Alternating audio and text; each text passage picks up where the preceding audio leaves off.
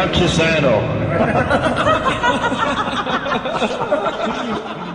And who do we have on next? On line 3, we have Hal calling from Sun Valley, and he'd like to talk about witchcraft. Hi, and how are you, sir? Hi, how are you? I'm fine. And what would you... know any witchcraft or anything? I beg your pardon, sir. Hey, can you put a voodoo spell on my general manager, Tom? Oh, are you adorable? All right, first of all, why would you want to put a spell on your boss? I hate Tom, I hate Tom, I hate Tom. Okay, and if Tom is listening, I guess he got the message.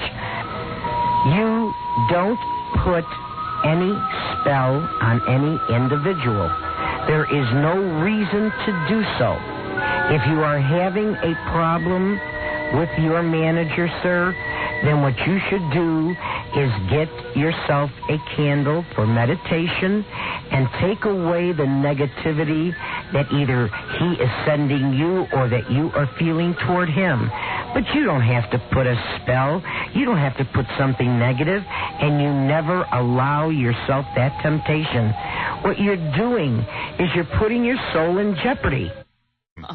So anyway, the reason I'm depressed is that Tom Chiusano wants to meet with me every day. And if I meet with him once, then he wants to meet with me every day. Yeah. And it's always something stupid, and I don't even care what it is. And so he just poked his head in during the show and said, I need to see you today. And I'm not going to go. Well, you know, Tom has to understand he's getting like the little boy who cried wolf. Right. If it's not really something important. There's a lot of stuff he could talk to Gary about. And quite frankly, you know, we kid Gary around on the air, but Gary's a pretty bright guy. Yeah. And Gary can handle it, and Gary can just about handle all those things and can explain to me what Tom wants in one sentence. What takes Tom 90 sentences, Gary can boil down into one sentence. But everyone around here thinks Gary's a goofball and won't talk to him. And you know what it is? Everybody wants to have their little private meeting with me. And you know what? I'm sick of it. I'm sick of Tom, and I'm sick of his no-nonsense, his sort of no-nonsense approach to all that nonsense. You know what I mean? So how can we solve this problem? I just don't want to meet with him anymore. I'd meet with him if it was something really important, but it never is. And you want to call him in here and talk about it now? Okay. But I keep setting, you see, but it's worthless because I keep setting ground rules. Let's see how this can work. You know what I mean? And you know half the time, Gary, Tom could have talked to you about I didn't know what you're talking about because I was on the phone, but I sort of heard that you said Tom came to you with something. And yesterday, I said, is it something I can handle? And he said, you know, Gary, I really respect you, but this I have to talk to Howard about. See, maybe Tom has a problem discerning what's important. You know what? Can't he farm out some of this stuff to you? Can't he just say, do you think this is something I should talk to Howard about? But I asked him to. All right, I got it. I came up with the solution. Uh-oh. Thank you. Go get him. Go ahead. Does this involve you going into Tom again? Yeah. No. See, if he went to Robin, everything would be taken care of. Right. Why can't he go? Why can't he meet with you? Because I'm running out. Yeah, I mean, seriously, I have so many things. I have to cut commercials. I have to meet with clients. I have to write radio bits, television bits, all kinds of bits. I say now that the rule is every time somebody says they have to meet with you, go ahead. It has to be put in a written request. So that if there's something that can really be taken care of just by I can respond quick notation to Gary, it goes on the little note, the note goes back, you don't have to see anybody. Fred, why are you laughing? Why is that so funny? I don't know. That makes sense to me. And I'd say with everybody except Tom. Why Tom? Why except Tom? Who is Tom to me? Maybe it's my... Tom isn't going to make or break my career. Maybe it's my limited view. I look at Tom as kind of an important person. Yeah, but to you he's important. To me, I don't have to pay. I can blow Tom off anytime I want. That's you. I bet you one thing, Tom won't want to put some of these silly things on paper. Yeah, it'll look stupid on paper. Because now we have a file that we can just, collect and read. All right, that is the new rule. Tell Tom to enter it on paper. When you say enter it on paper, he cannot send me a memo that says, Gary, I must see Howard. No. I must see Howard regarding... And by the way, if it's of a personal nature, it could just be private. He marks private on the envelope. You can't open the envelopes. All right? Okay. Fine. I will read each request. But they're all going to be private. So he'll read them, but if it's something he feels that he doesn't mind your knowing. Right, because once Tom puts some of his idiotic statements down on paper, he'll say, I'm not going to bother Howard with this. He'll be like this, Forget it. But now, Howard, you know that you're going to have to tell him this. You know that if I tell him... We're going to bring him in here now. We're going to go get him and tell him to come in. You know he won't listen to me. Tell him to come on in right now. Okay. And that includes all the salespeople as well, because they're always hocking Gary for a meeting. Right. Hocking Gary. That's true. But that's a very, very good solution. I'm very proud of you. Yes. There's a system. Because I just can't take it anymore. You just can't have people tapping on the door every 10 minutes. How do you get anything done? And you know what else it is? There's always something to be seen about. And there's always this pressure of, come on, Tom needs to see you, Tom needs to see you, Tom needs to see you. And inevitably, it's stupid. So you're writing to a deadline, and you got to save that 5 minutes for Tom. Yeah, and that special 5 minute... Tom, look, there's a new rule in town, pal. You know, you've reached I really don't need this anymore. No, I haven't. You really have. No, I can't take it anymore. I don't even like the idea that I have to meet with you. There is so much pressure. We meet every day. You know it would be every day. I was out of the office for an entire week. And it was the most pleasant week of my life. It was the only week I didn't have to meet with Tom. I'm glad to hear that. Tom, I got to tell you something. I'm not giving you memos. I don't mean it to be mean. You're a great guy. Neither do I. You're the best general manager I ever worked for, if I may say that. I mean that. I don't mean that sarcastically. I mean it really in truth. But I got to tell you how it depresses me that when I go into your office and we meet, it's inevitably something Gary could have handled, or even if it's like a complaint, like, hey, Howard, you went over the line. Just put it down on a piece of paper and write it to me. No, because I'm not. You are now going to do that. No, I'm not. Well, otherwise, I'm not meeting with you. I'm not going to meet with you. I don't see why I should. I can't take it anymore. Come on, Tom. And then every day, memos requesting meetings. That's Tom, ridiculous. You requested a meeting with me yesterday, and the reason I ignored it was because if I had done it yesterday, we still would have had another meeting today. No, and then we would have had another meeting the next day, and the next day, and the next day. You know, but if there was something important... I love dealing with your theater of hyperbole. And I love you, man. You're a great guy. Right. You know what I mean? I love you too. It's not that I don't like you. It's just that I'm very, very busy. I understand you're busy, and I don't ask to. And I don't expect try and keep these at a minimum, and I am not going to start requesting meetings and memos. Right. It's absurd. Well, why not? Why not? Because I'm not. But give us I'm very busy. Let me ask you something. It would ease up a lot of pressure. No, if I didn't work in... But Tom, paper. Because paper trail. You know what it is? Because I'm a disc jockey, and Tom can't accept me as a big star. Now, let's say you had... I do accept you. Let me ask you something. I accept you at a high station, and I treat you at a high station. But let me ask you something. Yeah. Let me ask you something. I don't mind that you treat like Dave Herman like a jerk or I know, I see how you are with the other people. If you're angry with me and you take it out on them, I don't even care. That's fine. However you have to get through the day is fine with me. Where is it this morning, by the way? That's another story. But anyway, I'll get to that later. Yeah.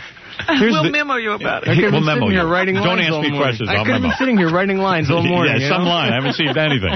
Fred fell asleep 3 hours ago.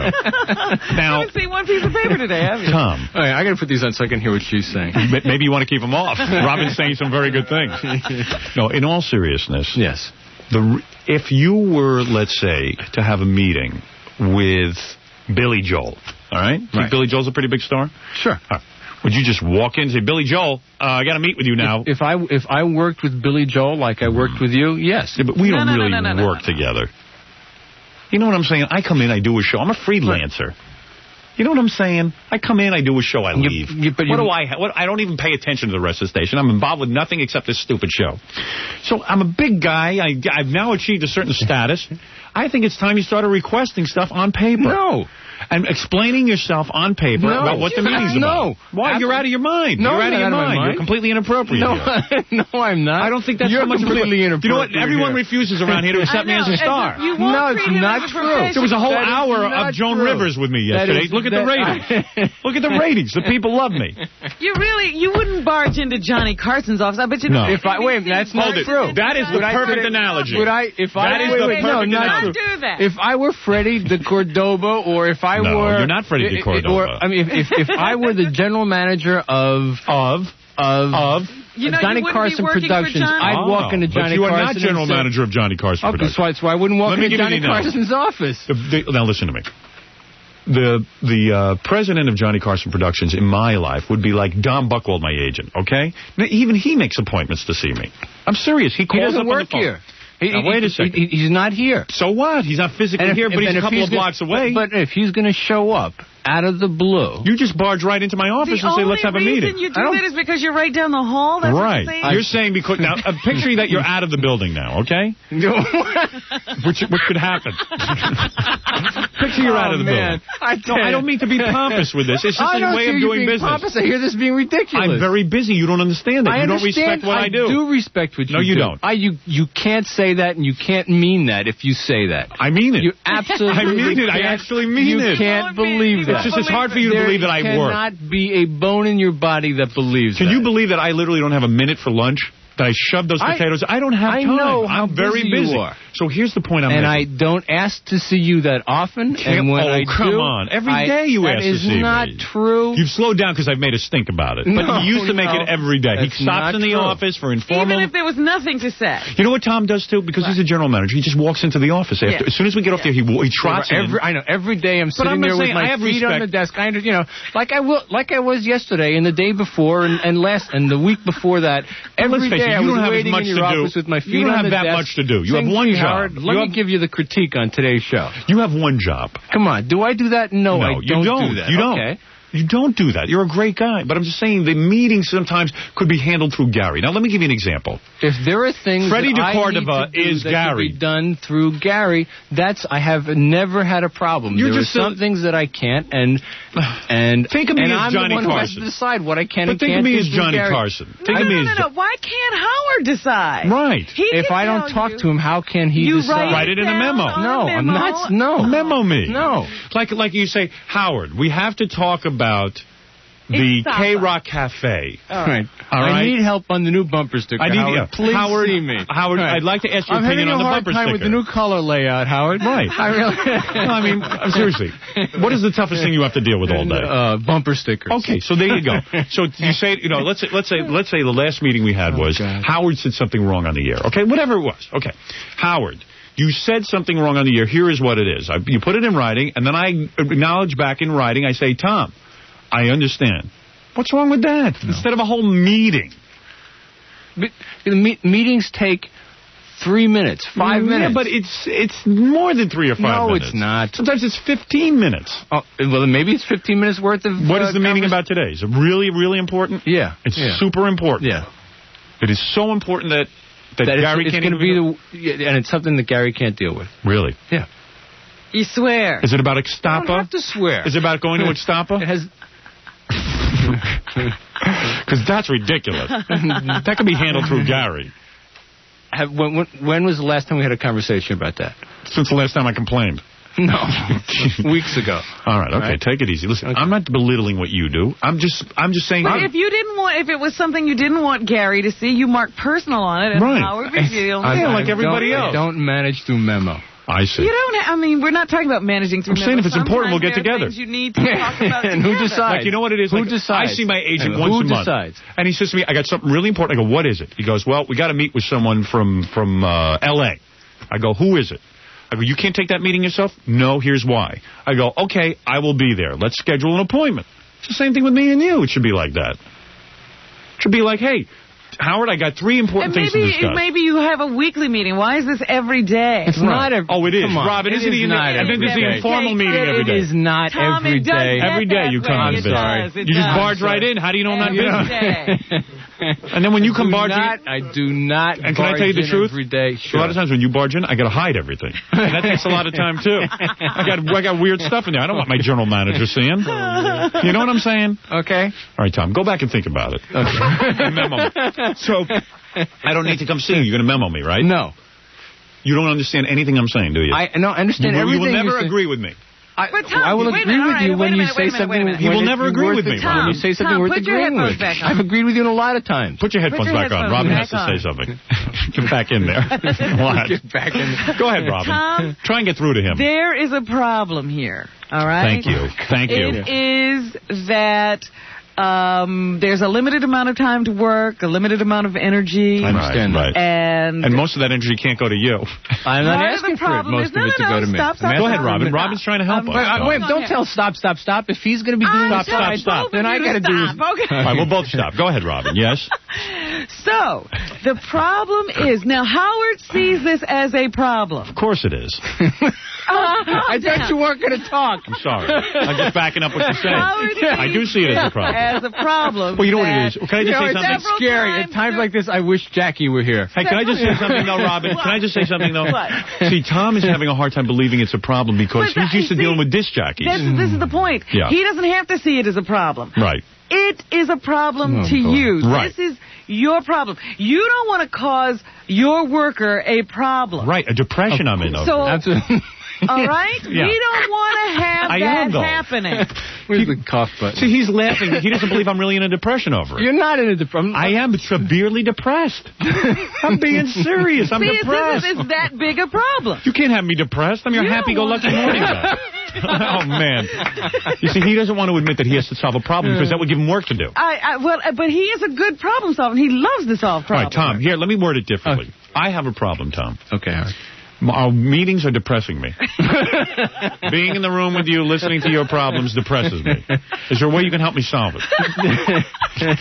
Is there a way we can solve that problem? We need to work on it because I know you don't want him to be upset. I don't want him All right, Tom. Why don't you go back to your office and work on that problem? Okay, I will. All right. Hi, Jack. Yeah, you're in a perfect mood to answer my question. Good. I know you hate and dislike a great deal of people. I don't hate anybody. Oh. You got it all wrong. Who do I hate? I don't hate anybody. What gives you the impression I hate people? Start naming the people he hates. I'm not going to name the people I hate. I don't hate anybody. No, I'm saying to this guy, start naming them. Yeah, who do I hate? Or dislike? I don't dislike anybody. You don't dislike Imus? I hate Imus. All right, there's one. Okay, I want to ask you yes. the top 5 list in order of people that you hate or dislike most. Imus.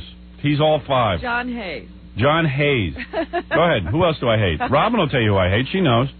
But he doesn't hate anybody. And Tom Chiusano is 3, 4, and 5. Tom is such a dummy nitwit. My general manager is as dumb as a wall. He does more to piss me off in 1 minute than the other 2 guys combined.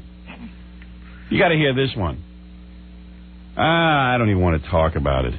Are you sure? It's this 1-800 number. Get it off your chest. What is? We have a national 1-800 number now that we have all these markets. So this guy puts my teeth through the ringer. I decided I wanted a racy 1-800 number. Something exciting, something funny. Well, we just wanted something that was very easy to remember. Yeah, so now he got involved. This is the one decision this peckerhead gets involved in. Anytime he's involved, it turns into a nightmare. You can never get it done. I got to now go over his head. It's gone to the point where after the movie's done, I'm going to get him fired. Because I'm going to walk into management, I'm going to say, look, I love working here and everything, but it's either me or him. I can't take this stupidity anymore. Have you ever talked to Mel Karmazin about him? Yes. I've always felt bad that Tom's going to lose his job, but I don't feel bad anymore. So I got to get a 1-800 number. And I said, look, I came up with a 1-800 number that was funny. Tom comes to me, and by the way, I'm smart. I didn't tell him what the 1-800 number was. I just said, here's the number, and I gave him the number, like 432. Right. You know, I gave him the digits. He goes, what does this spell? I said, I don't know. I just want these digits. He goes, no, it must spell something. You can't fool me.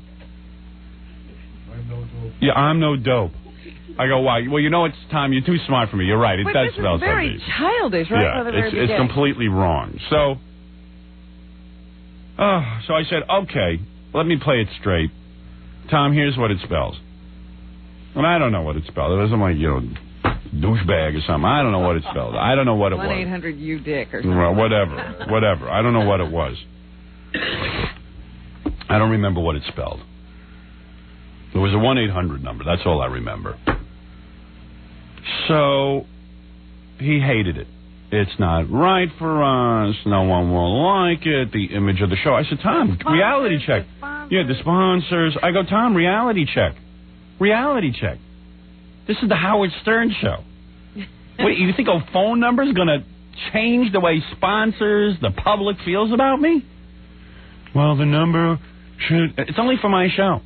It's during the course of this show. I don't want a boring phone number. I don't want anything boring. Yeah, no, can it... So, yeah, he walks in like this. Can't the number just be 1-800-44-STERN? So what he's doing now is he thinks he's sneaky. He made the number 1-800-44-STERN. He says, keep that number until you get your real number. Meanwhile, every number I've given this creep He's rejected. Yeah, he's going to make you keep one. To the point now, you see, this is the number I want to use? Yeah. It's completely innocuous. It's completely innocuous. And he won't do it? No, he just rejected. Gary comes in here, he rejected it. So, Tom, don't bother coming in to talk to me anymore. I will talk with people above your head. You're insane. This is absurd. I can't say this on the radio? Come on, use your brain. Stop. You know, any time the guy gets involved, it takes years. And Gary went to him for 5 days and said, Tom, what about the phone number, the new one? He goes, I don't remember what it is. I'll have to go check. Yeah. 5 days hoping we'd forget about it. Giving him the runaround. I mean, come on, man. What are you working? Well, go work for a goddamn nun. What are you working with me for? Go work for the church. That's where that's your calling.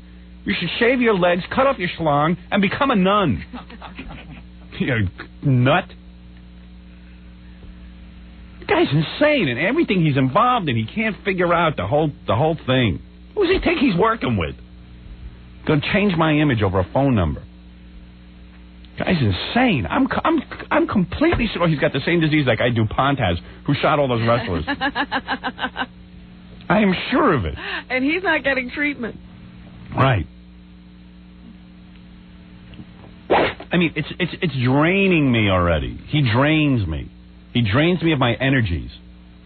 Because you spend months on a phone number. On a phone, and he has no problem with it because nothing is urgent to him. He's like, what's the rush on the number? It's a rush. I don't want a boring number, okay? It goes against my grain. Not only is it a rush, yeah. all of these man-hours put into creating new phone numbers we have lists and lists, and then by the time I clear an 800 number, it's gone. These numbers go very fast. We still have to do a show, Tom. We can't just create phone numbers. Yeah, Tom's like, well, go back and create more. No, it's not going to happen. You're going to be fired. Trust me. I've gotten other general managers fired, and you're out the door, pal.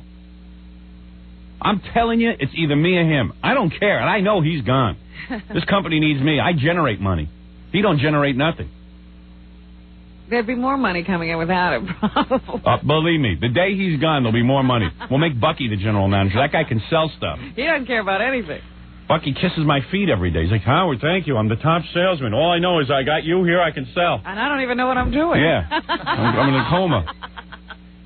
Why doesn't Tom come into the studio? Because he knows I'm on fire. He's a coward. Right. He's a coward. Oh, absolutely. That's right. Would Larry Wirt be on your list? Yes. Is Larry still out there? I hate Larry. And I hate Scott Einz. Not Scott Einziger. I hate him, too. No, I like Scott Einziger. I hate Scott Ginsburg. All these Jewish names. My list is peppered with all ethnic groups and religions. Imus.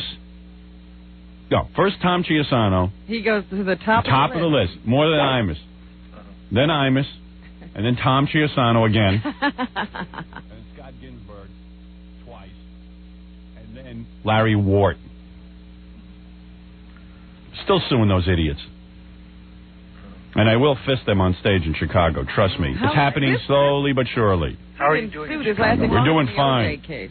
We already started going up in the key demos. This is the way it usually goes. First we go up with men. Right? Yeah. And it's just a matter of time. The man queer doesn't talk about me on the radio, so it's taking a little longer. But his show sucks so bad that it will happen. Trust me. It keeps happening every month. We keep going up a little more. Just like in Los Angeles with the two douchebags, Mark and Brian. Just like the asswipe Imus. You know, it's amazing. I was doing some research for the movie. Ivan called me the other day. He says, tell me, he says, from the time that you left NBC and then the radio station in New York put you on in the morning, how long did it take you to beat Imus? So I looked it up, and I said, I called him back. I said, yeah, I gave him the dates. He goes, wait a second. You beat him in a month? Yes. I go, yes. All we had to do was go on. We just went on the air and we beat the guy. It was that easy. All his audience was gone. He went down to a 1. He goes, all right.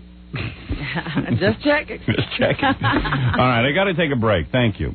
That is my saga. What? You said you had a guy who could reunite people. I have the reenact people. Reunite. Oh, this investigator we have. Yes. That's right. I have the perfect idea. Go ahead. Reunite Ralph with his biological father. Okay. That would be great.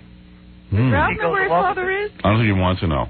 I know that, but I don't think the guy's unfindable. He doesn't want to know his adopted father, and he doesn't want to know his biological father. He had an adopted father, too? Oh, yeah. Good Lord, with Ralph, he just can't hold on to a dad. Every man rejected him. Oh. They leave in droves. Except that priest. Right, he was willing to stick around. Ralph left him. Yeah. All right, I got to go. All right, F. Tom Chiusano. Right. Thank you. Thank you. Can't stand Tom. He's on my S list. I mean, really, this guy's draining me. There's nothing wrong with this. There's nothing wrong with this 1-800 number. I don't know. This guy suddenly became a nun. Forgets what you... As soon as he's involved... That's why I said don't involve him in the 1-800 number. We wouldn't do the show if he had to be involved in every... And either that, you know what I'm going to do? I'm going to move to Los Angeles and do the show from there. Good luck. Yeah. How are you going to do that? We have to be up at 2:30 in the morning every day. Yeah, but I don't have to look at Tom. So I could get up that early. I'd be motivated. You'd be sleeping at 5 o'clock in the afternoon. I don't care. Howard. I don't care. As long as I don't have to look at that robot. It's not a good number. Go back and create more. Okay, Tom, we'll sit and create. This is now over a year we're creating numbers. What am I, a machine? Have you ever seen the whole list? Yeah. Oh, yes. It's 5 pages. Yeah. We now have a 5-page Lotus Notes list. Yellow pages full of numbers. Yeah. Every number you can think of. And then every time we get one approved, Tom goes, I don't like it. That doesn't ring a bell with me, no. Yeah. Yeah, do your impression. I don't know. This is not appropriate. No, not that one either. No. At one point, he's not even looking at the page. No. At the ceiling. No. Yeah, I mean, he's so happy he has a little control, you know. It's just so annoying. He's involved. It's his involvement with the show. Everyone wants involvement with me because I'm a winner. He's involved. The rest, I'm on 4 hours a day. He's involved with the rest of the station. Plenty of stuff to do around here. They can't get a rating point. Plenty of stuff to do. His big thing was Greaseman. Brought him in. 24 hours in a day. Greaseman. And you know what? He didn't get involved with the Greaseman. Yeah. You know who's funny? Greaseman. Yeah, Tom. Good call. Greaseman was smart. At least he went to Los Angeles and said, Tom, I'll do my show for you from here. You put him on at 10 o'clock at night. The guy couldn't pull a rating. There's nobody on at 10 o'clock at night in New York. He's funny. He's funny to me. Makes me laugh.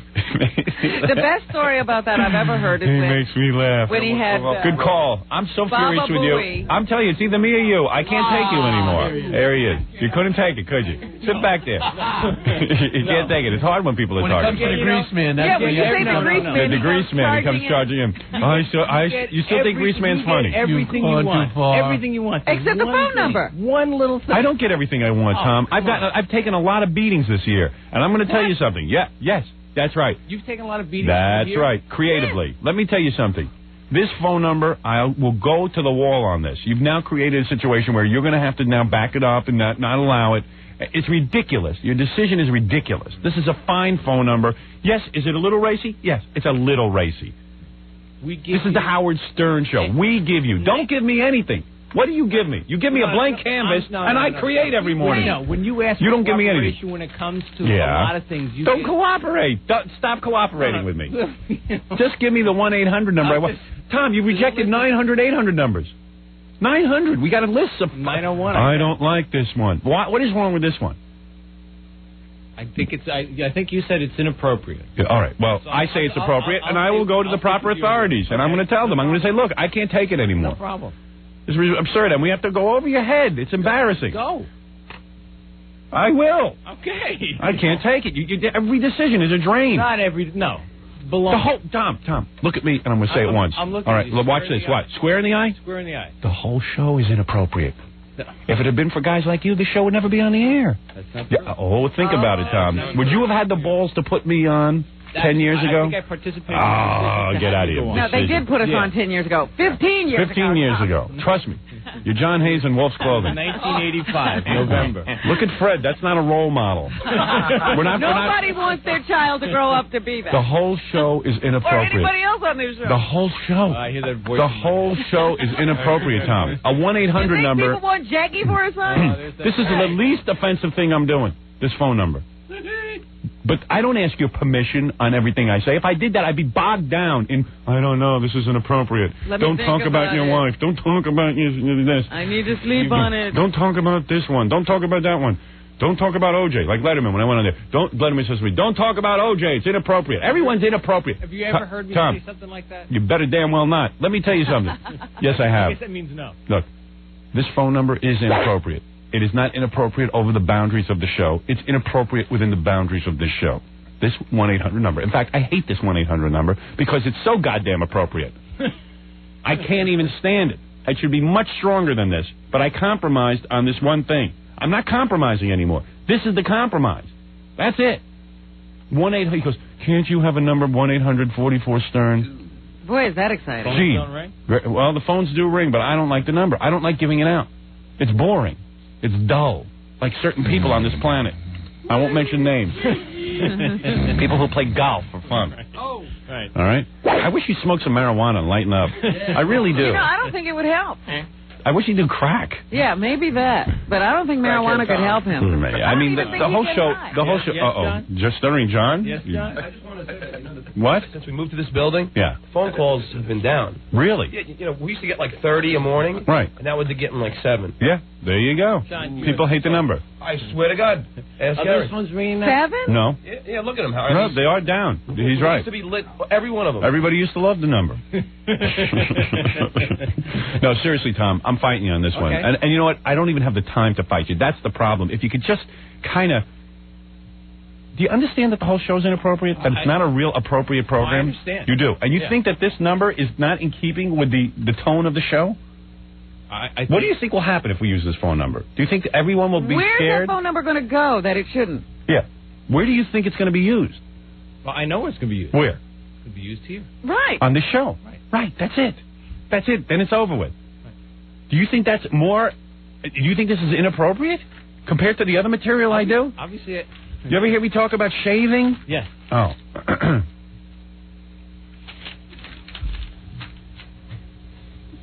What? I do an hour on the vagina every day. This is the guy. This guy how came. Women smell. Yeah, I did an hour on how women smell bad. I mean, Tom. You should have heard the calls. I bet. Of course. You don't put on a show like this and tell me this is inappropriate. This is not inappropriate. It's perfectly appropriate. You're making me cuckoo. I don't like this one. Can't you tone it down? Hey, Tom, if it was any more toned down, it would be... That's not going to go. It'd be the morning zoo. He wants a goofy number. What do you want for a number? Give me a number that you like. Tell me something that you think is a little edgy. You know what? I'll get back to you with All right. By the end of the show, come back with a number, okay? You pick the number. That's How's right. that? There you go. Let him do the number. Yeah. He thinks this is 1-800, yeah. Jesus save. Yeah, something like that. Thank you, Fred. Something about Jesus. Eric, I'm sorry. This isn't the 700 Club. I understand. It's the 69 Club, okay? Praise the Lord. Really, you ought to become a nun. Priestman rules. Yeah, where's nun custom? Where's what? Why don't you go put a nun? Why don't you put a dress on, okay? I mean, really, are you a man? You're so afraid. Yes, I am. Sister No, I'm not. He's one of the perfect examples, though, because he's always in the room, always in the back office, looking at all the dirty magazines. Yeah. And then he wants to clean up everything. Yeah, right. He's Larry Flint. Exactly. Mr. Hustler. I saw that one. My friend, do me a favor. Yes, sir. My friend. Go back and rethink this, because you're completely wrong. This is no more appropriate or inappropriate than anything we do on the show. It's in fitting. It's in perfect line with what we do on this show. That's all I'm saying. And you know it is. You're just busting balls because you're getting some input. Stop. Every time you have a decision to make... Tom, we've already watered it down 900 times. He thinks that being a boss means saying no. Yeah. When you ask a question, you say no. Because you know what's going to happen? Eat me. When he goes to the big guy, and the big guy goes, what's with this phone number I'm hearing on the air? He'll go, I approved it. He doesn't want to get in trouble. You're afraid of getting in trouble. Get in trouble. No, I'm not afraid of getting in trouble. Yes, you are. And there's times I go for advice. All right. You know what it is? You want to know something? You should have gone for advice on this one. Oh, you did go for advice. Well, I'll go talk to the powers then, okay? Of course you went for advice. And I'm sure you set it up perfectly. I don't want to approve this. I don't like this. Could you back me up? No. Yeah, I'm sure. Who'd you call, the lawyer? That's another dodo head. We got a lawyer. They got a lawyer here. I hope CBS gets a new lawyer. That lawyer has... He's a dodo head. Let him. Yeah, he's done great. The government's really backed off. He's done real good. Yeah, he's done great. 1.7 million, tell him to pay. He too has kept us not knowing what we can do. You want to see a good lawyer? Let him pay the 1.7 million. Yeah. Then we'll see if he's a good lawyer. That's some lawyer. Kishman Tuchasaran. Jesus. They're all terrific, these lawyers. They tell you how great they are. Great lawyer. 1.7 million, He tell him. comes in and goes, 30% defensible. Never paid a fine. I hope he handles your divorce. You would let him do that? 1.7 million. Good luck. Yeah. Never paid a fine? I disagree. I think we did pay a fine. We never paid a fine. Technicality. They put that correctly. We paid something. We paid something. That's all I know. We made a contribution to the government. Yeah, whatever you want to call it. I didn't know the government was a charity. I'm sick to my stomach over that. That's some lawyer. I like lawyers who go behind and get a mob connection and tell a couple of commissioners, listen, buddy, you straighten yourself out or you're out the window. That's a lawyer.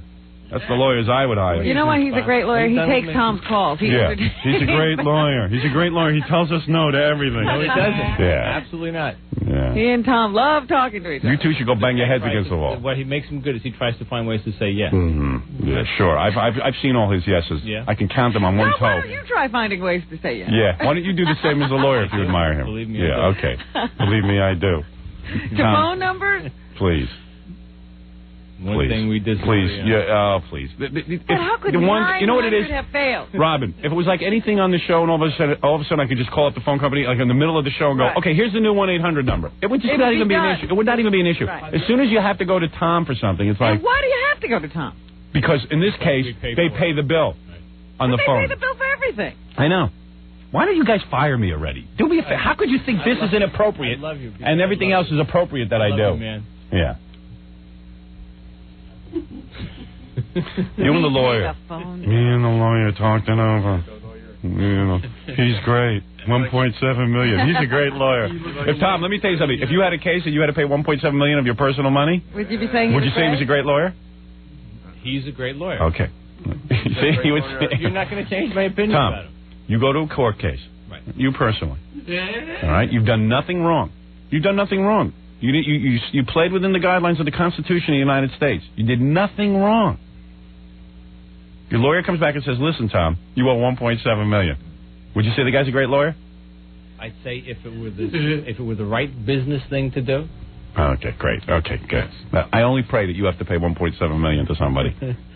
You'll be sitting there and you'll go, get me a new lawyer. I'll come see you for a loan. He'll be wrapping a golf club around that lawyer's neck. Yeah, exactly. Tom would be out a window killing himself. Good. Everyone's a great lawyer. I haven't met a great lawyer yet. I'm leaving now. Go ahead. Perry Mason is a great lawyer on TV. Good work, Tom.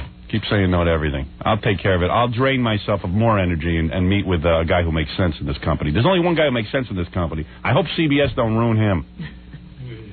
He's the one smart guy here.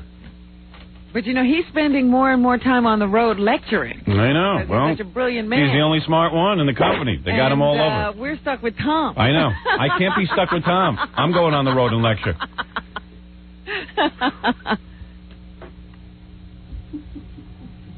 Say, Tom was accused of murder. And as he's sitting in the electric chair, he goes, I'm an innocent man. Great lawyer. Great lawyer. Can't sway my opinion. Yeah. Very good. I mean, seriously, did you guys see this number? This is innocuous. I didn't see it. It's look at that. That's the one. He's having the one a problem. you said the other day. In fact, I even said, I don't want this number. What's it mean? It doesn't mean anything. No, this is something else. Oh, give me that. What are you handing out? Give me that. Jackie has to read it then. Jackie, I gave you the wrong thing. Come here, give me that. No. No, here. No wonder you didn't approve it. Yeah, what'd you give him? Come on. That one. Let me see it, because I don't know what it is. Oh, Great. It's ridiculous. It could be for a mortician. Look at this. Exactly. Oh, please. That's insane. Break. Ow, ow. Give me that. Thank you. Thank you. All right? And you heard Robin's reaction. It's enough. That's enough. Pretty innocent. That's pretty innocent. Time to say no. If I keep saying no, I'll look like I'm doing something. I said wear 4 him yeses. down. And I will be victorious. It's no time. Time keeps on ticking into the future. Although it seems like the past because it moves so slow for me. Andy, you're on. Tom's a guy who has to go to 2 movies a week because he's so bored on the weekends. He has nothing to think about. A happy movie and a sad movie. I like to pick one serious and one comedy. Sweet and sour. It's balanced. Yin and yang. Black and white. You know, and just imagine, if it's during the summer, he plays like 6 hours of golf, and then he goes to a movie. Tough day. If I feel sad, I program a happy movie. And if I feel happy, sometimes I even watch a happier movie. Pick me up, bring me down. Thank God musicals are back. We're going to go see Evita. My left foot was very heavy. I have to go see a comedy. Philosophy of movies. What? What's the matter? You don't like it? Start making some good decisions. You won't get this. Yesterday we loved you. What's your problem? I did see a musical this week. What did you think? What did you see, Evita? Everyone says I love you. Oh, good. Oh, the Woody Allen, you liked it? Yeah, it was good. I heard it was good. Yeah, it was very good. And then what else did you say? Well, did that pick you up, or did that bring you down? You were, I didn't think you were going to be right, but you were right about Fierce Creatures. What is that? Fierce Animals, Fierce Creatures, the John Cleese movie. Horrible, right? Yeah. They never should have revisited that. No, you're absolutely right. Oh, you went to see that? Yeah. Did that make you sad or happy? A musical and a comedy. But the comedy wasn't funny. You must have had a bad week because you went to see the musical and the comedy. Then I couldn't see my serious movie. Did you see a serious movie at all? No, not this week. What? I would have been in a hole then. Tom gets a hold of Rob and goes, I like to see a serious and a comedy. That day, not discuss movies with Rob. And gee, she's really upset about it. It doesn't make any difference to me. Why don't you rent a war picture? Because you're at war with me. Braveheart, I do. I'll go watch Braveheart. Carry it with me. I'll be Howard and I'll be Mel Gibson. I'll wear a skirt. Right, give me an answer, Jack. Boy, movies are really important to you, aren't they? They are. You come in and you say, I didn't like them. No, you're wrong. He'll tell you you're wrong if you don't like a movie you liked.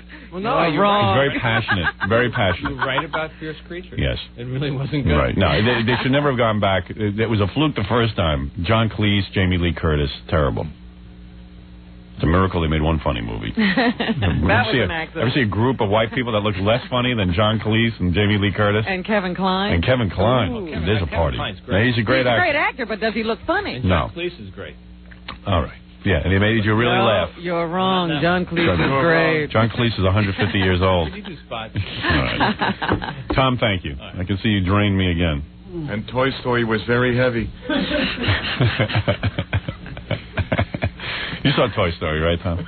I didn't think I was going to like it. I did. But it was good. Yeah, his responses are so predictable. The potato was very funny. Don Rickles played the potato. He had pathos. The potato was funny. I felt for the potato. Don Rickles is underrated. Don Rickles is a funny potato. I loved it when his eyes fell off. I liked it when the character with the cowboy hat lost his way. He had to get back. I liked Woody. They should make a real Woody.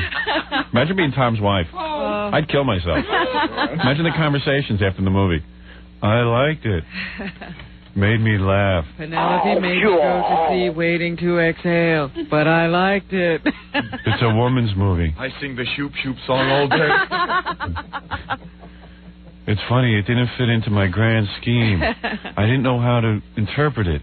It wasn't funny, and it wasn't sad. It was bittersweet. I was surprised. It was good. If I was married to Tom, I'd cut my own brake lines. I'd be like Princess Grace. I go right off the side. If you see me pumping the brakes as I go over the mountain.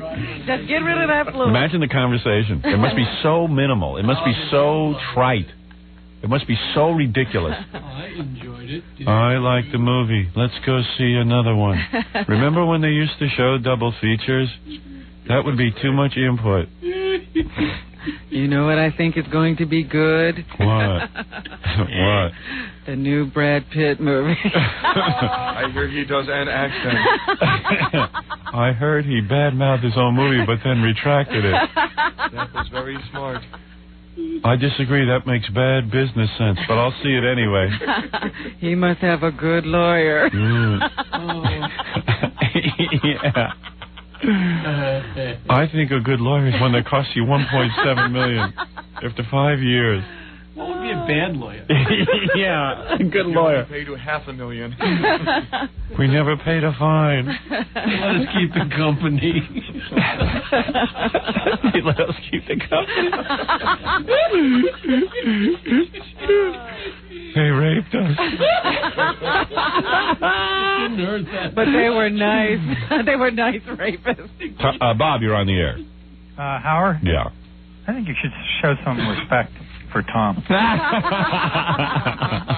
Why? Why? Because he's your boss, you know? Yeah, right. I mean, you're He's no longer my boss. I have no respect for him. Yeah, but I mean, you talk about how you're number one everywhere. Tom, what did you see on the movies this week? Anything good? What's coming up that you The want Woody to Allen, see? that's it? Just Fierce Creatures. Oh, and Fierce Creatures. All right. Well, what is he looking forward to seeing? I know he's looking forward to my movie. Yes, but there must be something this weekend that he... Yeah, what about this weekend? What are you going to see? Microphone. What are you going to see this weekend? What's coming out? He's already got a plan. No, this may come as a shock to you, but I have no plan. Oh, he's lying. What are you going to do? I know he's lying. I know he has a movie in mind. I do not lie. That movie with Chris O'Donnell and Sandra Bullock. Doesn't do anything for me. Really? But you want to see everything. Does Penelope want to see it? What if she drags you? We haven't talked about it. Really?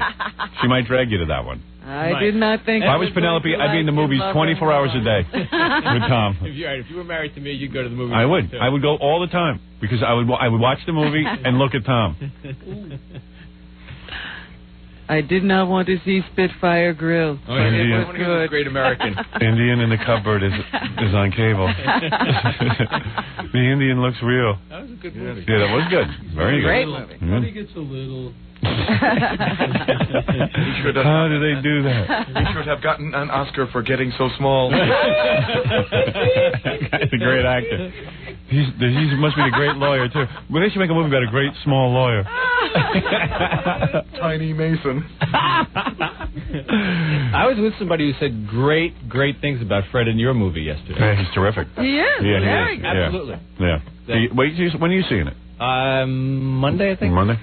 Fred is great. Then I will have to see a serious movie. Fred's the new John Cleese. They should put him in something else. I want to see more Fred. I would like to see that cast in another movie. may have to Braveheart. All right, we shouldn't be laughing at Tom to his face. Tom, leave the room so we laugh. All right, Bob, you think we should show Tom more respect? Howard, Howard, you're great and everything, but imagine if all those people around you weren't there. And Tom's like the manager of the team, you know? Right. Yeah. And well, no offense, you've got it all wrong.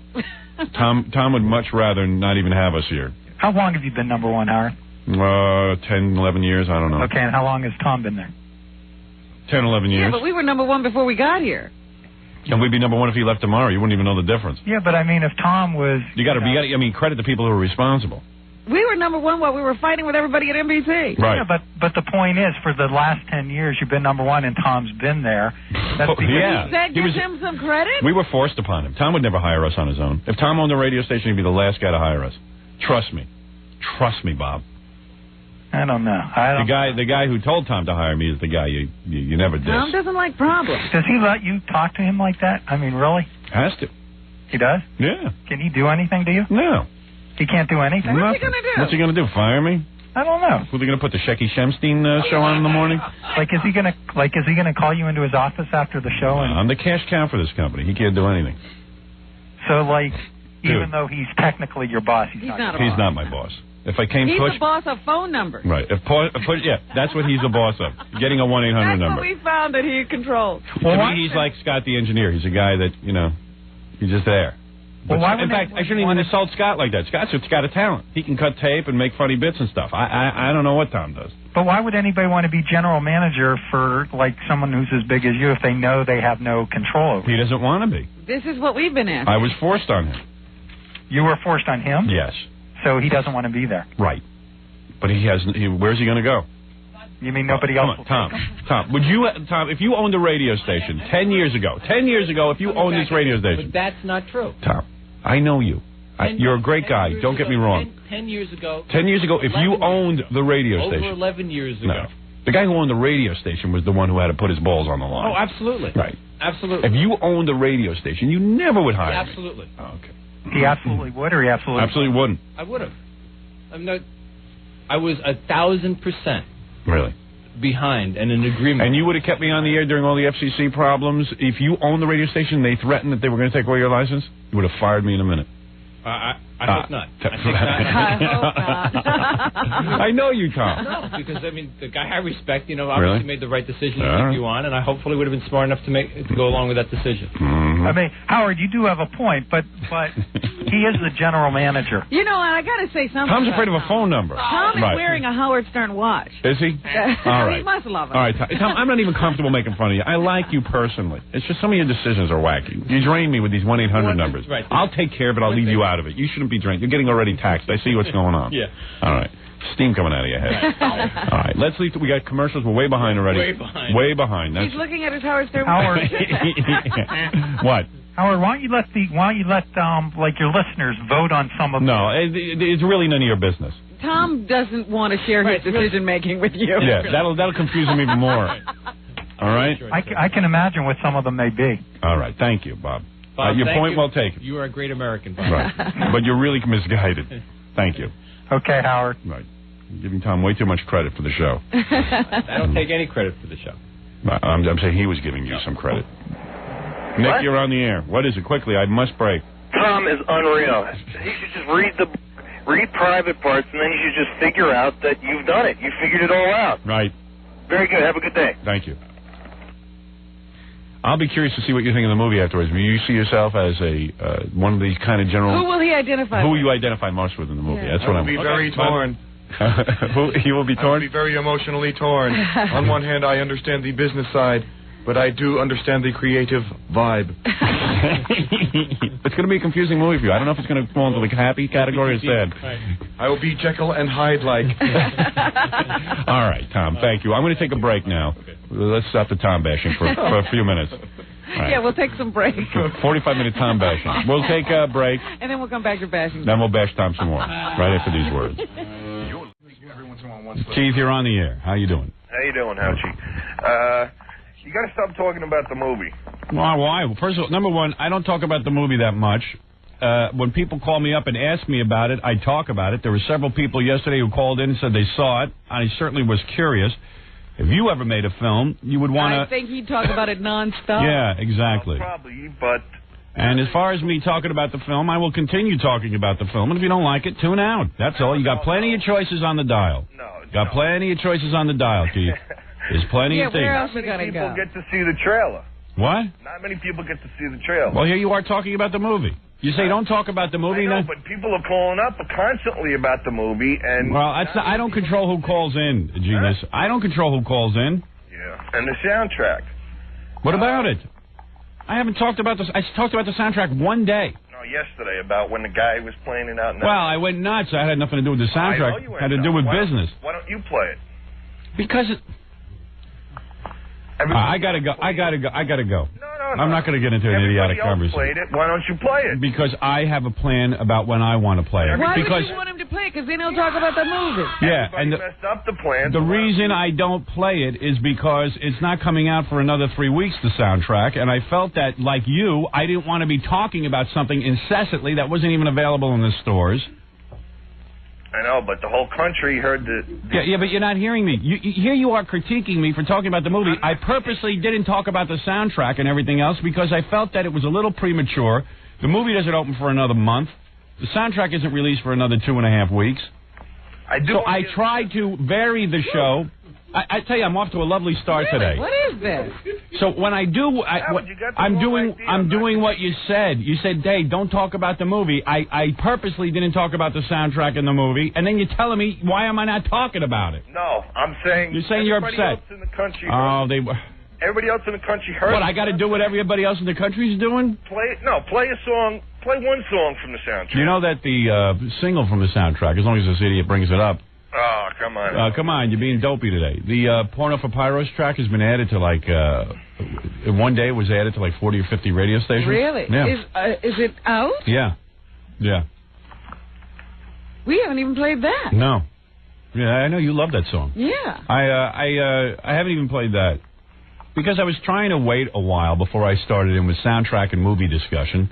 And when I try and wait, then everyone calls up, why don't you stop? The second I talk about the movie, you say, stop talking about it. Then someone calls me up and goes, hey, Howard, what's going on with the movie? Howard, it's not that I'm... I've done a show devoted to talking about my life and what goes on in it. It's not that I don't want to hear about it. It's that I can't see the movie. It's a month and a half away. Right. So I'm smart. What I did was I stopped talking about it.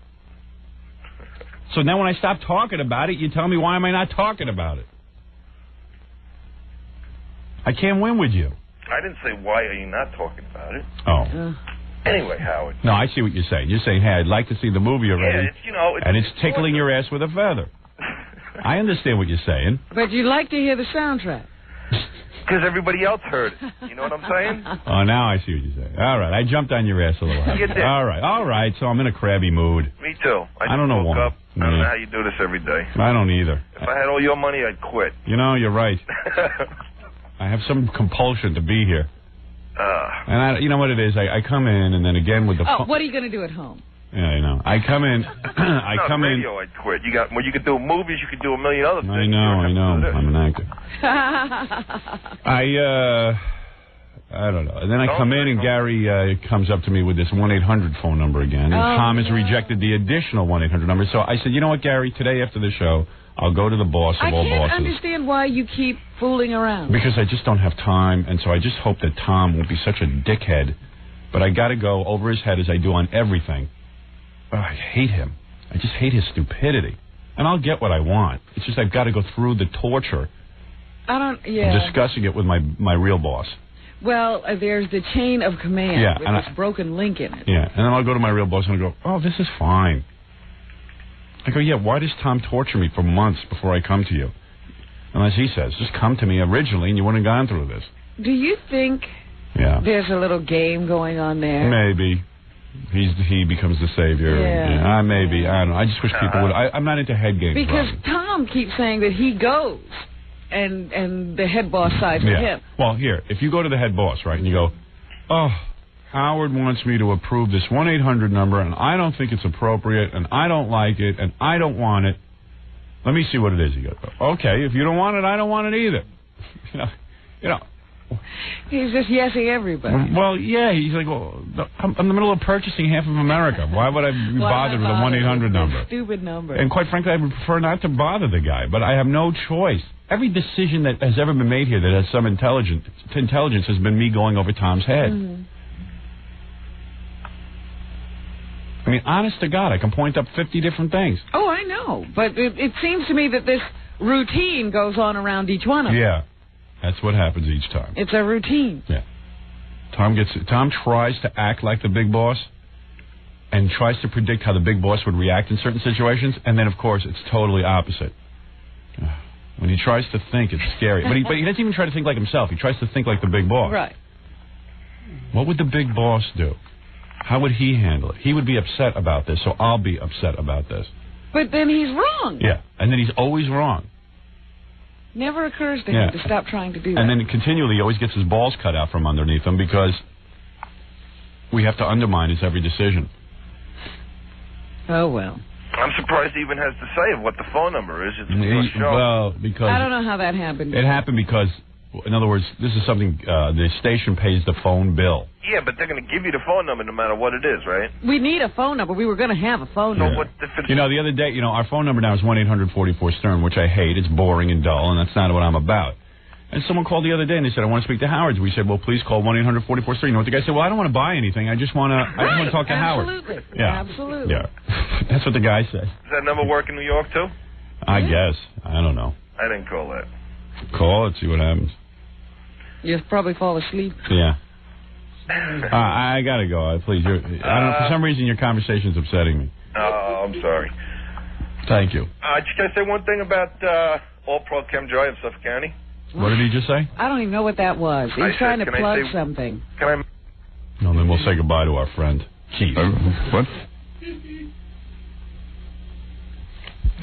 Ron, you're on the air. Chiusano sucks. Thank you. Howard, when are you going on promotions, like on Letterman and Leno? Yeah, well, you say, in other words, when will I start appearing on TV, all these things I'm doing, magazines and all that? Yeah. Well, most of the stuff is timed for near the release of the movie. So, for example, I think everything starts heating up around February 20th or so. Yeah, I think like in that last week and a half and the first week in March. Yeah. Okay. And then also like maybe the week after. Yeah. Okay. So believe me, you won't be able to get away from Howard. Yeah, believe me. It just, it makes no sense to be on TV now. Well, I'm excited about the movie. Thank you. F. Jackie's small living room. Thank you. Right. All right. May you never eat dinner there. You might be outside. Right. I just have to tell you about one more prize that was offered for the Intern Beauty Contest. Yeah, what is that? Because it's so out in left field.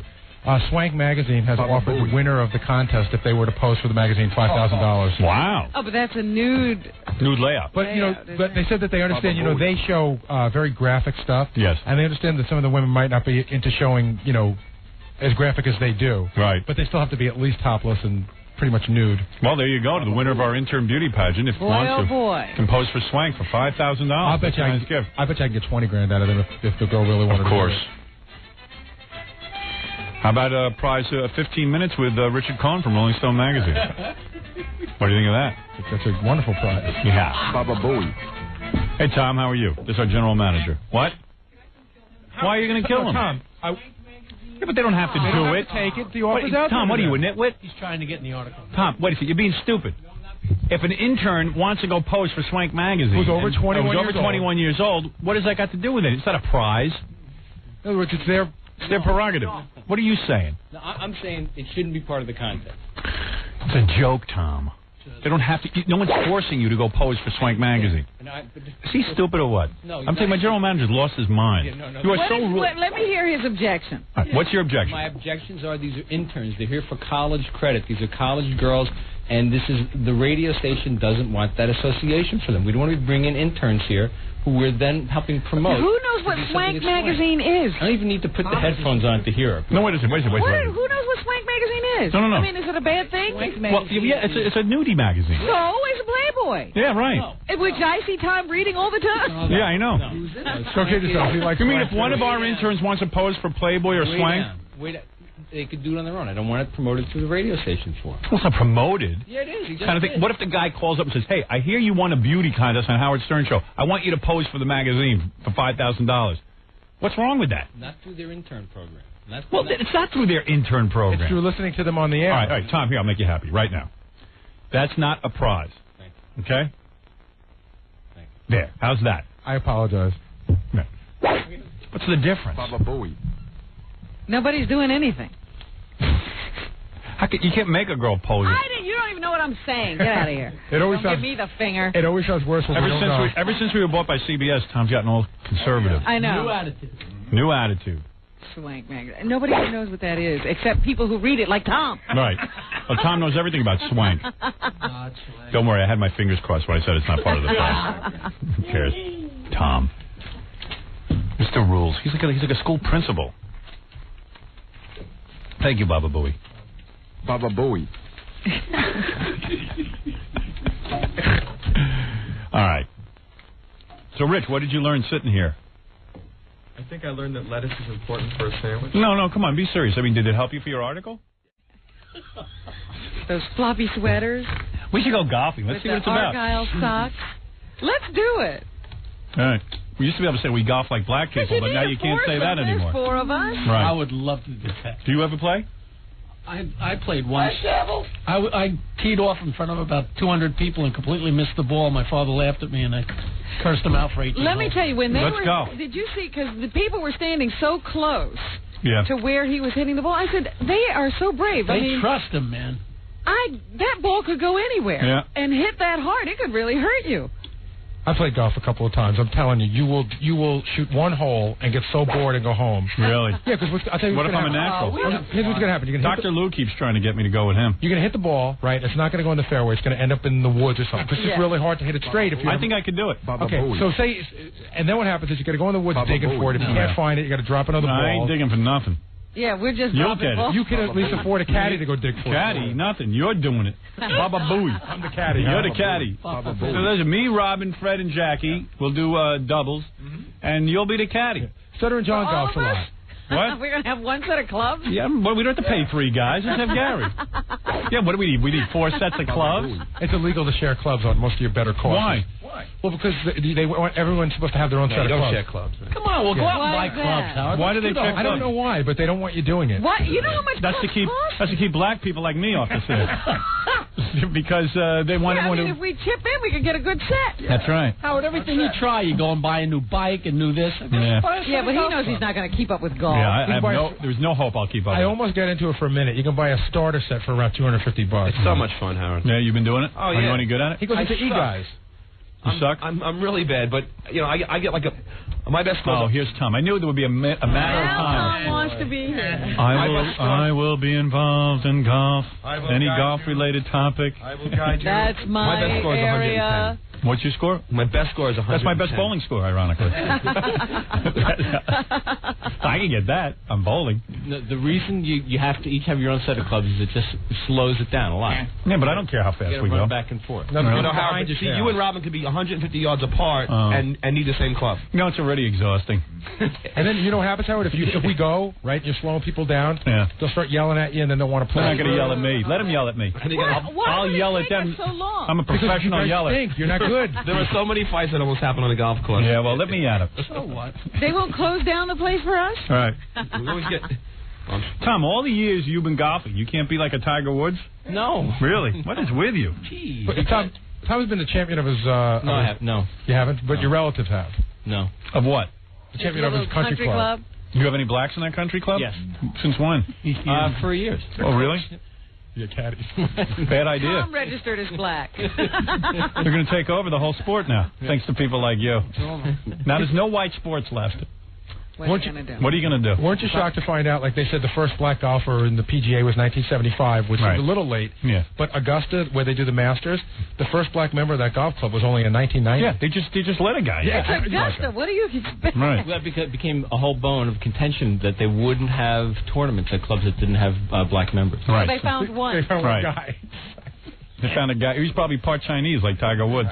Believe me, he never comes. He's just on the roster. Right. Well, anyway, so what do you think? About 15 strokes less than Tiger, right, per game? Is that good? I mean, he's in a whole other world. Yeah, but about 15 strokes higher. No? Be at 10. So Tom's like an 80. That's how good he is, Howard. Tom's real good. Yeah, Tom's only 10 strokes higher than a Tiger Woods game. So you're not that far away from Tiger Woods. He wasn't playing that course. Around. That would be 40 shots. I mean, assuming I was playing really good on that golf course, that's 40 shots over 4 days. Yeah. Well, that's 4 games. Right. So you're saying if you played a game with Tiger Woods, you would only lose by like 10 points? Yeah. No, he's saying 10 40. points per round. 40 for the tournament. He'd have to give me probably 10 shots for each 18 holes. Oh, that's not that different. That's a lot. Yeah. And it is? Yeah, and he still wins. Yeah. 10 shots sounds like what it'll take me to just get like to the first hole. It takes sometimes 12 par strokes. means nothing to us. I'm not going with it as a par. I was watching one guy yesterday that had been doing really well, and then they were showing him, and this guy is a professional golfer. He's in Augusta, Georgia. He's in a tournament. And what did that guy get on that one hole? Made it 10. Yeah, 10 on one hole. I was watching that golf game, and to me, the whole secret is just staying loose. Like, if you're going to tense up when you swing, that first swing. Well, that's what happened to that Constantino Rocca. Yeah, that's all over. Tensing up. What I'm going to do when I get out there is just stay loose. Hit it loose. Like Tiger Woods. This I got to see. Yeah, I'm going to do it. Have you ever seen such an easy golf swing? That's how I'm going to do it. Howard, can you hit a ball with a wedge, right? Sure. And get it to go on the green and put enough spin on it so that it lands past the hole and then rolls back? Yeah, I think I could. I think I could do it. But the place for the club I gave. Right. The place for the E-Guys golf said that the place would close down the golf course. Yeah, that's the way I play golf. We'll need the whole day. Yeah, I don't want to be disturbed by other patrons. But Howard, do you know the difference between like when I play? Well, you know why you would use a 3-iron and why you would use a 9? Doesn't matter. Yeah, who But cares? this was the caddy's job. I'll tell you why. Yeah, why do I need to know? Just hand me the right club and I'll hit it. I'm like a caveman. You know what? What was that Kevin Costner film? Tin Cup. Tin Cup. He's going to be our Cheech man. Yeah. Right. I look like Cheech. We're going to need a helicopter, though, to spot our balls. He's orange balls. Yes. He's orange balls. Yeah. Could the police help us out? I'll bring my night vision goggles in case we run into evening hours. Bonus a helicopter. But I want to wear the outfits and everything. I see you in +4s. That would be so funny. What? +4s. What's that's that? What they call, that's are you doing golf jokes? No, that's no. Those are the, that's what the knickers are called +4s. This is Howard. There's this one golfer. Like most golfers are finally coming to the 20th century, but there's this one guy. I can't remember. Payne Stewart. Payne Stewart. He insists on wearing those clothes still. He gets paid big money. He wears the cap with the big ball on top of it. I love that. Yeah. I would wear like that. Ralph Cramden. Right. You get those funny-looking golf shoes with those little all of them are tassels. Tassels and all that stuff. Yeah, I'll wear those. I'm not embarrassed. I like it. I want to be in the full golf uniform. Full regalia. We can get there, and I think I'd like to host. Yeah, well, you're not going to be there, number one. And number two, you can go sit in your office and do some work. Yeah, right. No, I once played in a tournament where scores girls, were the caddies. Really? Yeah, and they would. Oh, I saw this. I know what they do. They would get by the hole. I don't know if how can I say? Yeah, I know what the girls. What about girls in a hole? Here's what happened. You know where the hole is, right? Right. I know where the hole is. Flag. Well, the girls sit there naked. And they have their legs spread apart. Well, let's play like that. That shows you where to get to. Oh, I would do that. The scores tournament. Sure you are. What else? What do you care? Just concentrate on your game. I want to be able to look to where I'm going to have to hit the ball. Yeah, well, I don't. We'll get your guy naked. We'll get you a naked guy. Right. I was with some guys yesterday who were talking about the scores tournament. It was great, Howard. Really? Oh, yeah. I mean, it's a big tournament. The girls sit at the hole with their legs spread? Yeah. Naked? I've seen photographs of it. It's wild. Wow. Where do they play that one? And is there an actual hole in the ground? Yeah. Oh, you have that too? What do you need that for? Oh, redundant. No. Wow. I gotta tell you, Howard, I would bet you $1,000 when you guys go out to play golf that you will quit before the 5th hole. You just hate it. I know, I'll hate it. Because it'll be frustrating. Unless you really, it's frustrating. Episode. It's like tennis, though. If you don't know how to play, it's boring. You know what I'm saying? You got to have a certain skill level. But I'll play it. Come on, we're going out to find out what it's all about. Let's do 9 holes, because 9 holes you probably would be able to... What's we, white man? Yeah, who said you were invited? Yeah, who said you're invited? I got 2 sets of clubs. Really? All right, you're invited. You might want to go to the driving range, Howard. Yeah. We'll kill him and take his club. You might want to go to the driving range and practice a little bit so that at least when you get to the course it won't be totally boring. Nah, I don't want to practice. That would drive John. We want to know what we would... Really? Yeah. Thank you. They're longer and everything. Starter set? Yeah. A long for tall people? Yeah. Good. I need that. We want to find out just where we are right now. Right. I want to have my skill level assessed. That's right. We want to see our natural ability. Yeah. I'd like to, my first time to be with a TV crew, and it is so hard. Is it really? I don't see it as being that hard. It is so hard. Yeah? It's hard to get the ball going straight. Yeah, I don't think I'll have a difficult. I'm sure I'll not even be able to hit the ball. Yeah, me neither. How far can you hit the ball on that first thing? Well, I can hit it at like 150 yards. Really? But I've been playing for like... What does that mean to me? Is that good? Well, Tiger hits it like twice that. He hits it 320. Yeah. Well, but that sounds pretty good, 150 for a guy like John. Yeah, but that means that it takes John twice as much or more to get to the hole. What if we get out there and it turns out I am one of the greatest golfers that ever lived? We're going on the tour. Should I do like Tiger Woods? Yeah, we have to go on a tour. The natural. Can you imagine? The natural at golf. How do we know I'm not? Well, that's what we're going to find out. Because you play a bunch of other sports. Yeah, but that don't mean anything. Ask Tiger Woods to play me one-on-one. I bet I kick his ass. Basketball. Basketball. All right. So now we're going to play golf. Just to remind everyone, Tiger Woods, it turns out, is not all black. He is also Chinese. Thailand. No. Thailand. Asian is what it is, Howard. Right, same thing. African American, Asian, and American Indian. I don't know how that creeps in there. So he's not Jackie Robinson. Thank you. We only needed one Jackie Robinson. Right. Frankly. We're looking for another one. I have another one that tells me you were in the bathroom. Is that accurate? That is accurate. All right, you were making a duty? Do you have to do that first thing in the morning? Not usually, but today was a special day. Yeah, I guess you logged on. Booted up. She booted up. You made a big duty? Yeah. Wow, and that's great. Look at you. Did you just look at it? It wasn't one of those. It wasn't one of those ones where like, I'll just go when I get a chance. It was like, you gotta run. Wow. Oh, I don't know why. You are foul. You are disgusting. Go ahead. You never did that? Never. Never do that. Okay. Never have to go to the bathroom. We are welcoming a new market. Oh, we are? Yes. Well, let me welcome the goddamn new market. I'm working my butt off here. He's about to take my runs out of the bathroom and steals your thunder. Yeah, I want to announce the new market. Baba Booey. What's the matter with you? Yes, we are welcoming the new market, boss. We just welcomed the market with Gary's duty. All right, we are on a brand new market.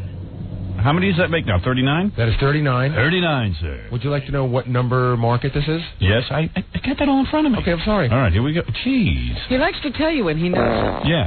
Okay, you want to tell everyone what number it is? Go ahead. Tell everyone that number Not it is. important. Go ahead. It's the number 16 radio market in the country. Number 16. Ooh, I wonder what that is. Take a guess, Robin. What is the 16th largest radio market? Nashville? I think we're already on in Nashville. No, we're on in Memphis. Oh, same thing. Wasn't Nashville get into Memphis? Or Memphis get into Nashville? Number 16. You gave us a clue yesterday. Oh, you said it was in the Midwest. That's right. The upper Midwest. Upper Midwest. No, we're already in Detroit. We're already in Chicago. We're in Chicago. We're in Detroit. I got to guess. Go ahead. Milwaukee. I think we're on in Milwaukee already, aren't we? No. Oh. But we used to get mail from Milwaukee from being in Chicago. Right. When we were on the AM. Right. Upper Midwest. Minneapolis? That's right, Fred. Minneapolis. Is that it? And by the way, never say just Minneapolis. St. Paul. Because if you don't say St. Paul, they get mad. The sister city, the twin cities. Who cares? Well, now we can... Mary Richards should be listening this morning. Minneapolis. Mary That's right. Tyler Moore. That's right. Where she threw her hat in the air. Yeah. And it never came down because the air was so cold. Minneapolis, it just froze. Minneapolis, St. Paul. You have to always add the St. Paul because that shows you're a jerk if you don't say St. Paul. Well, they say you're alienating half the city. Right. It's the Twin Cities. Well, let's alienate the whole goddamn city. We'll ignore all of them. I'm excited to be on in Minneapolis, St. Paul. I once considered taking a job there. Did you really? Yeah. Oh, yeah, I remember that. And you were like, man, it's too cold. Summer was cold. Yeah. What's it like in the summer there? Gray and cold. Really? And I said, if this is summer, I don't even have to have the interview. Yeah, I'm out of here. So what's it like in the winter? I can't imagine. You know who used to work there? Doug Podell, the Doc of Rock. Yeah. And he when we were in Detroit together, then he went to some other market, and then he got his first programming job in Minneapolis or something. He said it was so bitterly, frighteningly cold. And now he's coming from Detroit. Detroit really sucks in the winter. And Chicago sucks in the winter. And Minneapolis killed him. Minneapolis was devastating. Well, I understand. I think that's the town they had, like, these tubes that ran between buildings because people don't even want to go outside. You got to live in a tube. It's like Star Trek. Like a hamster. Yeah, like a hamster. According to Jeff, my mouse needs batteries. Oh. Can you guys just come in and tell me this stuff? Batteries go in that little thing? Yeah. No. You think it needs batteries? I don't know. It seems to be plugged in. Where do you put the battery in? A mouse needs batteries? I had no idea. Gary, did you just touch my hands after Dootin? Oh. Why do you have to touch my hand? Touch your hands. You did touch my hand. I washed thoroughly. Ugh. Yeah, he's like a surgeon. Yeah. Mr. Duty Hands. Scrubbing. Anyway, Minneapolis, St. Paul.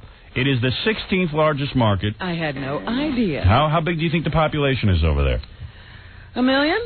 2,230,000. Wow. Hey, go see the movie before it's out of the theaters. Private Parts. That way you'll learn about our early history. Yeah, if you want to know about what show you're listening to, although we probably have one listener this morning, go see Private Parts. It's the 14th largest television market. How come it's a larger television market than radio market? What's that all about? I don't know. That's weird. I don't know. Maybe I don't know. How could that be? Why is that, Robin? I don't know. I've never heard that That's before. a real good question. That's one you're not going to get an answer to on this show. How come the television market is different? Maybe because there's more penetration with television? I suppose. From cable? Signal. Yeah. Yeah. Yeah, that would make sense. Yeah, I gave you the answer. The DMA population. What's the DMA population? DMA. DMA population. Designated. No. You're already wrong, joke man. DMA population is 3,134,000, but we got to find out what that is. The call letter The still something metro area. What is the D? The D. Here's Tom. He's into this crap. Designated, did I hear? Designated marketing area. Oh, marketing area. Thank you. So, okay, explain something to me. Minneapolis is a beautiful city. First of all, Minneapolis-St. Paul is beautiful. Minneapolis-St. Paul. I used to call, when I was a salesman, that was my territory when I was in Chicago. I always wanted to be in Minneapolis because it's really cool. When we were marketing the movie, I'd say, now, what do people in Minneapolis think of me? They don't get the radio show. And they'd say, well, they don't think about you. It's also very cold. That is freezing. In my life. Really? Minus 26. 10 times colder than Chicago. Oh. Chicago is downright Miami Beach compared to Minneapolis. But it's beautiful. It is. It really is beautiful.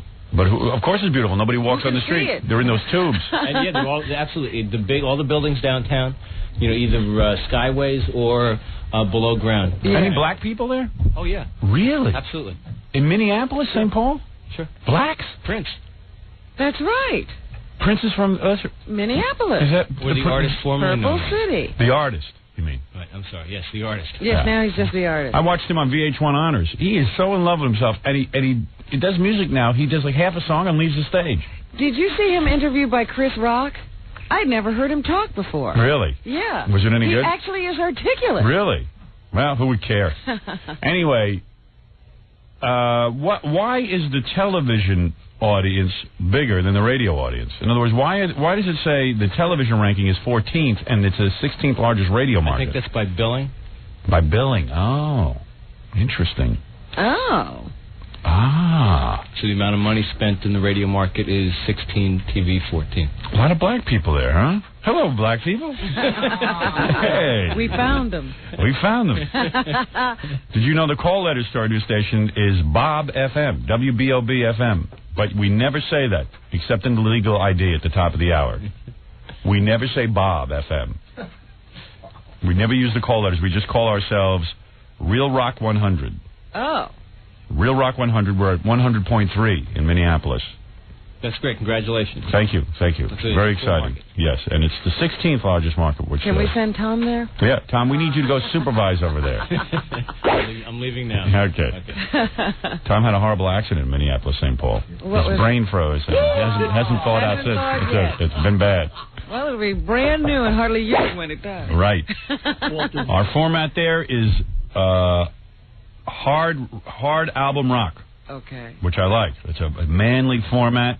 It's testosterone rock. It's got teeth. It's got teeth and balls. And that's what we need, balls. We need more balls. I hate these pussy stations. These stations with constantly playing Celine Dion. Where is she from that she has that bizarre accent? She's from Canada. Canada? I never heard any Canadians speak like that. Of course there's a French Canada. Well, get rid of it. Get rid of it. I hate it. Well, they're trying to get out of Canada. From Good. Let them leave. Secede. Those aren't human beings.